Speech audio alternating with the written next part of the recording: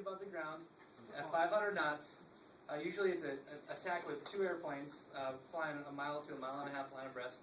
And these guys will do some maneuvers, but the one individual airplane, the guy who's doing the 20, me that day, will fly in at about 5 miles from the target. He'll check off 45 degrees, hold down for a set amount of time or a set distance. We have both information in our heads-up display. And it will pop up in the air.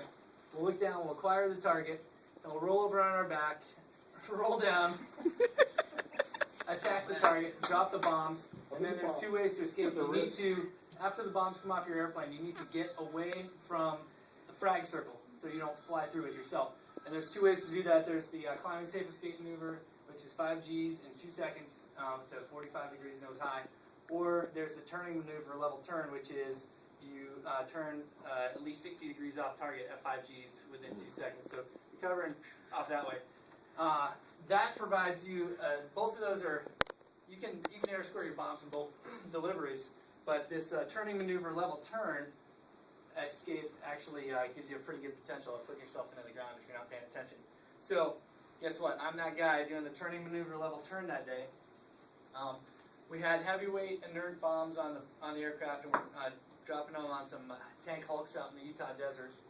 And the bombs that I had were going to be, it was going to be a high drag delivery. So after I drop the bombs, they're going to have little parachutes come out of the back of them to slow them down to help me get out of the frag pattern. Just a different modification of the delivery up to the pilot to choose if he wants it low drag or high drag.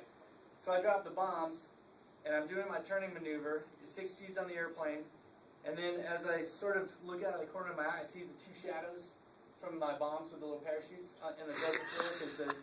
This is in Utah, salt desert. It's just a big flat parking lot that's white. So everything stands out pretty well on it. And I see the shadows, so I say, oh, cool. And mind you, I'm in 90 degrees of bank. So now I'm looking over my shoulder like that at the shadows. I locate the bombs. I see the bombs flying through the air towards the target. And right about that time, I hear, pull up, pull up. And I look down. That's the airplane talking to me. And I look forward, and I was supposed to be like this at 500 feet above the ground, but I was like this at 350 feet from up above the ground, about 1 to 2 seconds from impact.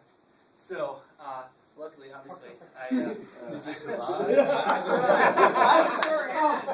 Luckily, I survived, but I'll tell you what.